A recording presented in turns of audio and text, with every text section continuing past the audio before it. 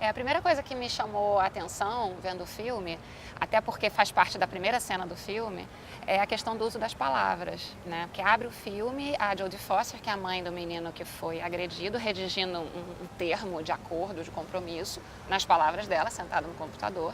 E a primeira coisa que ela fala é que o menino, o agressor, que agrediu o filho dela, está armado com um pedaço de pau. Imediatamente, o pai do agressor, que a gente vai ver logo em seguida que é advogado, inclusive, que trabalha com as palavras, chama atenção para isso. Peraí, armado? E aí, logo de início, ele já tem ali uma pequena, breve negociação sobre esse uso das palavras. Não, é armado ou segurando um bastão. E isso a gente vai vendo ao longo do filme todo, né? Porque ela, a Jodie Foster, que ela está armada no sentido figurado o tempo inteiro, ela o tempo inteiro faz questão de escolher as palavras para qualificar o ato do menino que agrediu o filho dela. Então, ele estava armado, o filho dela foi desfigurado, e a gente percebe ao longo do filme que ele não foi desfigurado, ele perdeu o dente, mas vai botar um outro dente. E foi só um inchaço na boca. Eu me lembro que tem alguém que faz essa correção, né? Não, mas ele está inchado, depois vai desinchar, ele não está desfigurado, né? Ela está o tempo todo ali insistindo em palavras duras, pesadas, né?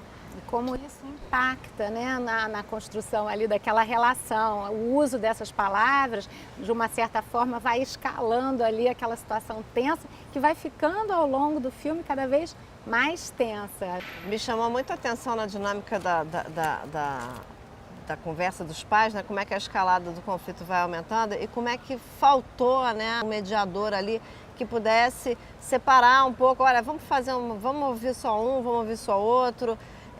Por diversas vezes no filme, os pais do agressor tentam sair do apartamento, tentam encerrar aquela conversa, e porque um vizinho olha, porque um cachorro late, eles são chamados de volta, e a coisa só vai crescendo. Quer dizer, um mediador ali, um neutro, poderia dizer, olha, por hoje está bom, nós já avançamos, vamos tentar, então vamos marcar um outro momento, vamos refletir, né? E começam umas discussões que já não têm tanto a ver com a dinâmica das crianças, com o conflito das crianças, e sim com o pano de fundo do relacionamento de cada casal, né? E essa coisa do neutro, como você estava colocando, Renata, é importante também até para reenquadrar essas palavras que a Carla estava mencionando, né?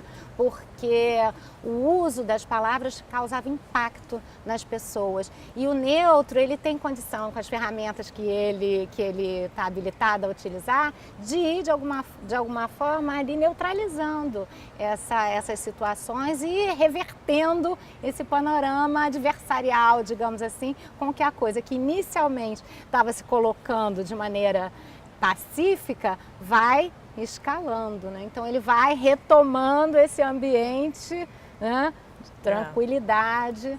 É o que você falou de possibilitar que avance, né?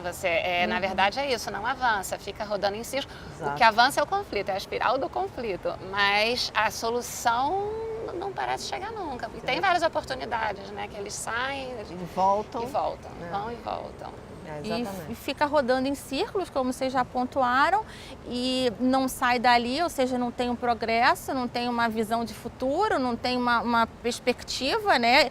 E o que eles dizem estar ali é para tentar resolver. Então, o objetivo do que seria a reunião daqueles casais que aparentemente não se conheciam, não tinham intimidade, esse objetivo não foi atingido, eles só ficaram ali potencializando e escalando não só aquele conflito, como outros conflitos que surgiram a partir do momento que eles começam a trazer para a cena a relação deles também como casais, e isso poderia ter sido evitado com essa participação dessa terceira pessoa que só de organizar a dinâmica, organizar as falas, usar as técnicas, as ferramentas e até perceber um momento de tensão, sugerir um corte, uma remarcação, vamos interromper e sair, o que eles tentaram fazer e por algumas vezes não conseguiram. O casal vai embora, chega no corredor e volta.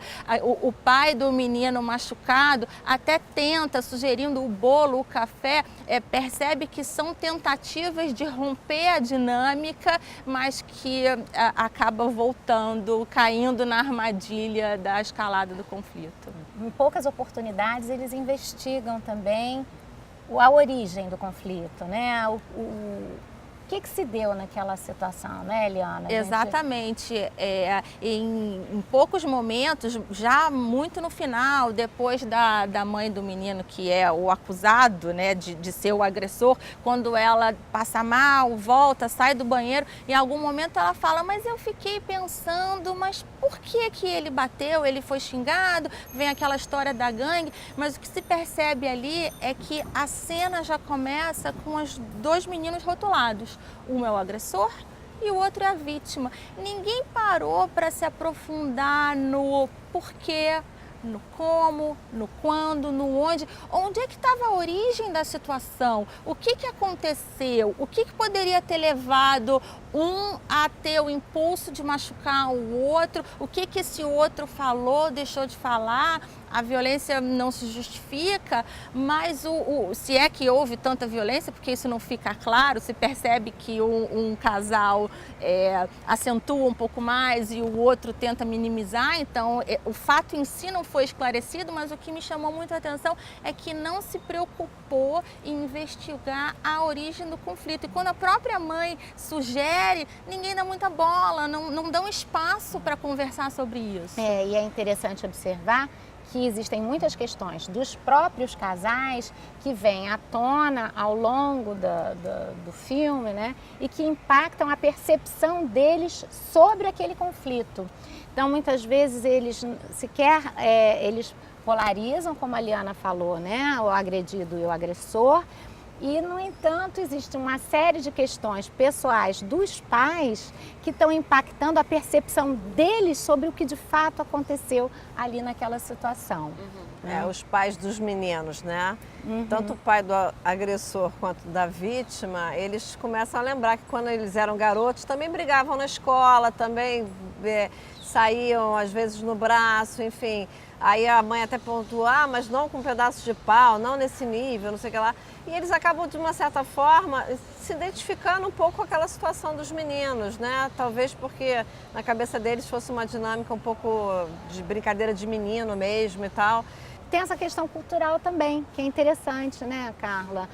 Mulheres e homens com as brincadeiras, não é? Porque nessa hora você vê isso, né? Eles antes estavam, os dois polos eram dois casais. Aí quando os homens acham esse ponto em comum e começam eles, não é se aliar propriamente, mas eles se unem ali em volta desse ponto comum. Aí as mulheres, por si só, que ficaram fracas ali também se aliam. E é curioso justamente a situação do celular, né?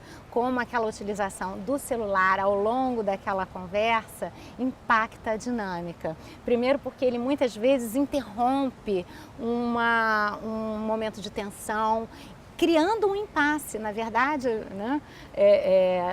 Por várias situações, o celular entrou ali e foi mais uma pedra na escalada daquele conflito. Quando a própria que atirou o celular dentro do vaso de plantas adora ver o marido ali, ele sentadinho no chão como um menino indefeso, como um advogado super poderoso que através do celular estava ali quase que contendo um problema com um comunicado de imprensa e tal, que é a atividade profissional dele, ali naquele momento ele estava absolutamente indefeso. Que aí tem uma cena de dois meninos no parque.